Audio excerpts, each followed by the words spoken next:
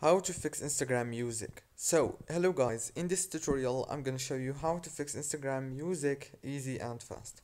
All what you have to do is very simple. Just open the settings on your phone and then go to the apps manager, go to the apps, and then you need to wait a few seconds right here because it will start loading the apps that you have on your phone. So you need to wait and then scroll, go to Instagram. Click here on power usage details, turn off the power consumption alert and enable it again. Click on the app launch and make sure that it's on manage automatically. Go back, click on force stop and then go down to the storage. Click on clear data and clear cache. Don't forget to like and subscribe, and thank you very much for watching.